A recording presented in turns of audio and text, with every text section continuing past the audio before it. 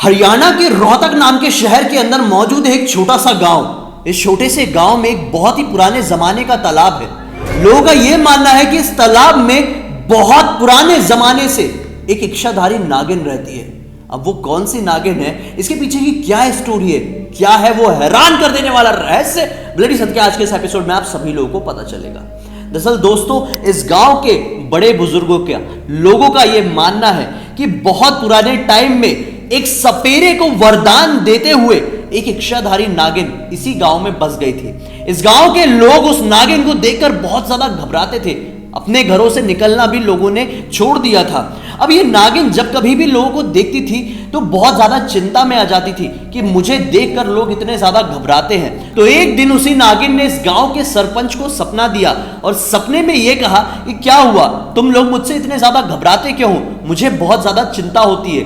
तो उस गांव के सरपंच ने सपने में ही बोला कि हमें बहुत ज्यादा डर लगता है, हम आपके रूप को देख के घबरा जाते हैं। तो नागिन ने उसके सपने में यह कहा था कि चलो कोई बात नहीं, तुम लोग मुझसे ना डरो, इसी वजह से मैं इस गांव के पास में ही जो मौजूद एक तालाब है उस तालाब के अंदर बसूंगी, और उसके बाद से अगर तुमको जिंदगी में कोई भी परेशानी होगी तो मुझे एक बार याद कर लेना, मैं तुम्हारी वो परेशानी तुरंत ठीक कर दूंगी। उस सरपंच ने भी सपने में ही उस नागिन का आशीर्वाद लिया और वो नागिन सपने से अदृश्य हो गई। जब उस सरपंच की वापस से नींद खुली तो वो बहुत ज्यादा घबराया हुआ था। उठकर अपने परिवार वालों को सारी बातें बताई और सभी लोगों के सामने एक क्लियर हो गया कि हाँ, पॉसिबिलिटी है कि नागिन जाकर उस तालाब में रहने लगी है। धीरे धीरे करके लोग हिम्मत करके शाम के समय अपने घर से बाहर निकलने लगे और बाहर निकल के लोगों ने यह पाया कि जहां पर शाम के वक्त नागिन अक्सर उनके बाहर दिख जाया करती थी, अब नहीं दिख रही है। बहुत दिनों तक लोगों ने नोटिस किया और लोग समझ गए कि सरपंच जी ने बिल्कुल सही बताया है, सरपंच जी के सपने में सचमुच में नागिन आई थी।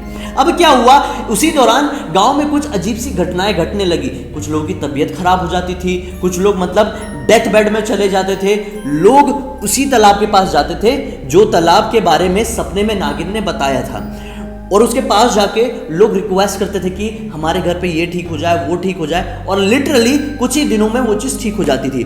धीरे धीरे करके ये बात जंगल में लगी हुई आग की तरह फैल गई और सभी लोगों को ये क्लियर हो गया कि वो नागिन सचमुच में इस तालाब में मौजूद है। तब से लेकर आज तक ये मान्यता है कि इस तालाब में इच्छाधारी नागिन रहती है। वहीं पर बहुत सारे लोगों ने यह भी दावा किया है कि इस तालाब से निकले हुए उस नागिन को बहुत सारे लोगों ने इंसानी रूप में देखा है, और वो इंसानी रूप इस नागिन का इतना ज्यादा खूबसूरत है कि कोई नॉर्मल इंसान तो उसे देखकर सहन भी नहीं कर पाएगा, बेहोश हो जाएगा। दरअसल यहां पर इसी गांव में रहने वाला एक आदमी था, विजय कुमार नाम का आदमी, जो कि पेशे से एक कपड़े बेचने वाला आदमी था। दरअसल ये रहने वाला तो बिहार का था, लेकिन बहुत साल पहले इसके परिवार वाले हरियाणा में शिफ्ट हो गए थे। अब क्या हुआ था, अपने बिजनेस के चलते ये हरियाणा में भी नहीं रहता था, ये अपने बाल बच्चों और पत्नी के साथ हरियाणा से थोड़ी और दूर उत्तर प्रदेश के एक शहर में रहता था। अब जब कभी भी इसे मौका मिलता था ये अपने गांव हरियाणा वाले उसी गांव में अक्सर विजिट करने जाता था। ये जो कहानी थी नागिन वाली, तालाब वाली, इसके परिवार और इसको बहुत अच्छे से पता थी, लेकिन ये लोग उतना ज्यादा विश्वास नहीं करते थे। दरअसल 2007 की गर्मी के मौसम में भी इन लोगों ने सोचा कि हमारे बच्चे की गर्मी की छुट्टी लग गई है, चलो हम लोग जाते हैं अपने गांव में, कुछ दिन रह के आएंगे, छुट्टियां मना के आएंगे। अब जब ये लोग गांव पहुंचते हैं उस टाइम में इस गांव में आतंक छाया हुआ था कुछ किडनैपर्स का। ये किडनैपर ऐसे थे भाई कि बच्चों को किडनैपिंग करते थे और फिर घर वालों से फिरौती की मांग करते थे। तो क्या हुआ, इन लोगों ने सोचा कि चलो यार कोई बात नहीं है, हमारा गांव ही तो है, हम अपने बच्चे को संभाल के रखेंगे। एक शाम क्या हुआ कि सभी लोग अपने काम में घर के अंदर बिजी थे और इनका बच्चा खेलते खेलते घर के बाहर आ गया। घर के बाहर आया तो सही, लेकिन फिर उसके बाद किसी को दिखाई नहीं दिया। सब लोग बहुत ज्यादा परेशान हो गए और कुछ समझ में नहीं आ रहा था कि हमारा बच्चा कहां पर चले गया है। पुलिस में कंप्लेंट हुई, लोगों ने ढूंढे, लेकिन बच्चा मिल ही नहीं रहा था।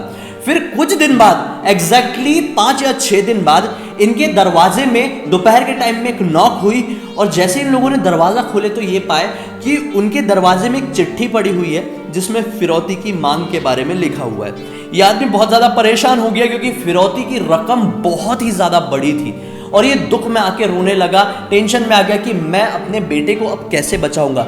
ये रोते रोते अपने घर से निकला और सीधे उस तालाब के पास जाकर फूट फूट कर रोने लगा। रोते रोते उसने ये कहा कि नागिन, अगर तू मौजूद है, अगर तू सचमुच में इस तालाब में है, अगर तू सचमुच में इस गांव वालों की इच्छाएं पूरी करती है तो मेरा बेटा मुझे ला कर दे।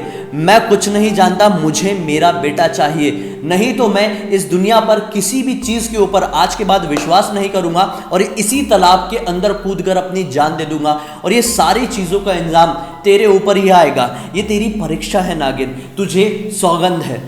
ये जैसे ही उसने कहा उसकी आंखों से और निरंतर आंसू बहने लगे। वो सर झुकाकर जोर जोर से रोने लगा।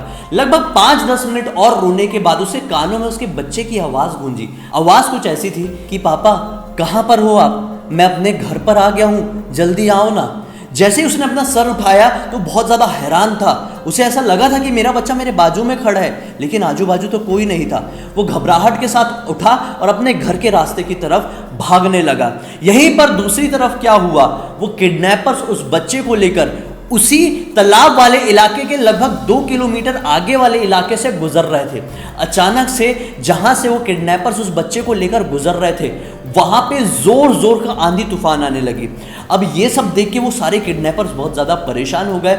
आंधी तूफान आने के बाद हवा इतनी जोर से चलने लगी कि आगे एक कदम भी बढ़ पाना नामुमकिन सा लग रहा था। अचानक से बहुत तेजी की धूल उड़ी और सामने प्रकट हुआ एक बहुत बड़ा सा सांप, जिसकी लंबाई तकरीबन 20 फीट के आसपास रही होगी। वो काफी ज्यादा मोटा था और उसके फुकारने की आवाज जोरों की सुनाई दे रही थी। उसे देखकर सभी लोग घबरा गए और बच्चे को अपने हाथ से नीचे छोड़ दिए। बच्चे ने भी उसके रूप को, जब सांप के रूप को देखा तो वो भी बहुत ज्यादा घबरा चुका था।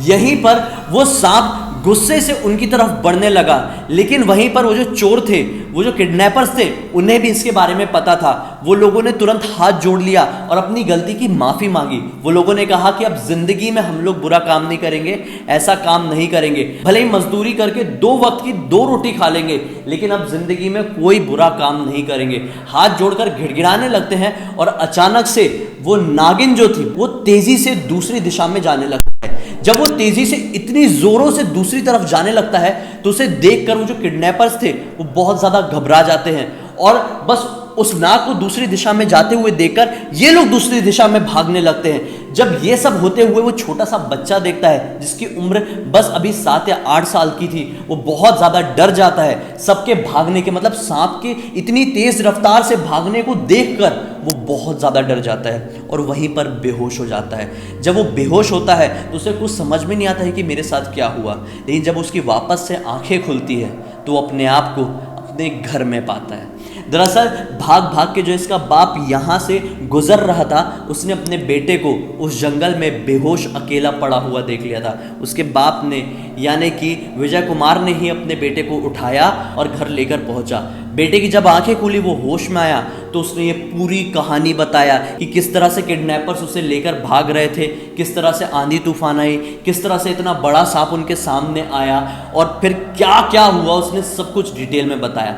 जैसे ही ये बात उसके पिता ने और उसकी माँ ने सुनी तो दोनों फूट फूट कर रोने लगे और इस आदमी को भी पूरी तरह से विश्वास हो गया कि हाँ, नागिन ने मेरी पुकार सुनी, नागिन इस गांव की रक्षा करती है। इस दुनिया में कुछ ऐसी शक्तियां मौजूद हैं जिसे हम माने या ना माने वो एग्जिस्ट करती ही हैं। वो अपने बच्चे और पूरे परिवार को लेकर उस तालाब के तट पर गया और अपनी गलतियों की माफ़ी मांगी और बहुत दिल से धन्यवाद दिया और खुशी खुशी अपने घर लौटा। दोस्तों, इस तरह के ना जाने कितने सारे चमत्कार उस गांव में होते रहते हैं। बहुत सारी कहानियां इस गांव की पूरी दुनिया में प्रचलित है। मौका मिले तो इस जगह पर ज़रूर जाइए। दोस्तों, इस वीडियो को ज़रूर शेयर कर देना, अच्छा लगा है तो। अच्छा लगा अब तक देखें तो लाइक करना मत भूलना। मुझे पहली बार देख रहे हैं तो इस चैनल को सब्सक्राइब करके बेल आइकन दबा के ऑल के ऑप्शन में क्लिक करना, क्योंकि इसी तरह के हैरान कर देने वाले अनोखे वीडियो आप लोगों के सामने रेगुलरली लेके आते रहता हूँ। इंस्टा की लिंक वीडियो के डिस्क्रिप्शन बॉक्स में क्लिक करके डायरेक्टली वहां पर पहुंच जाना। चलिए कल फिर से मिलते हैं, तब तक के लिए बहुत बहुत धन्यवाद। आपका दिन शुभ हो।